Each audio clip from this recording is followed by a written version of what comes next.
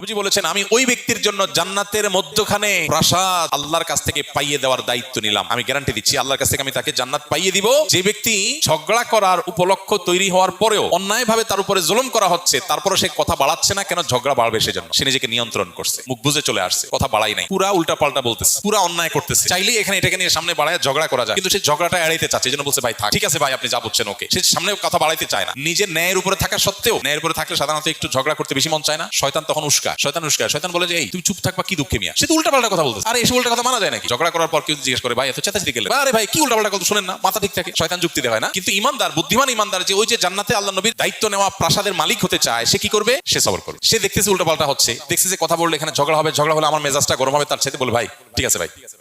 ওয়াইদা খাতাবাহুমুল জাহিলুনা ক্বালু সালামা। জাহেলদের সাথে কথা বললে বলবে সালাম।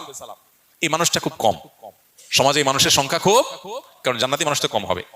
তাহলে এবার দেখেন, যৌক্তিক হোক, আপনার কথাটাই সঠিক, সে উল্টাপাল্টা বলতেছে, এভাবে আস্তে আস্তে সামনে বাড়তে থাকলো।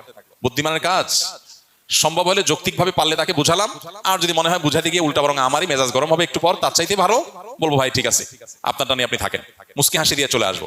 এটা হলো বুদ্ধিমান মানুষের কাজ। ওয়াইজা খাতাবাহুমুল জাহিলুনা ক্বালু সালামা। জাহেলদের সাথে কথা বলবো, ভাই সালাম, সালাম ভাই সালাম, থাকো তুমি, আমি ঝগড়াতে নাই। ইমানদারে তো ফালতু সময় না বসে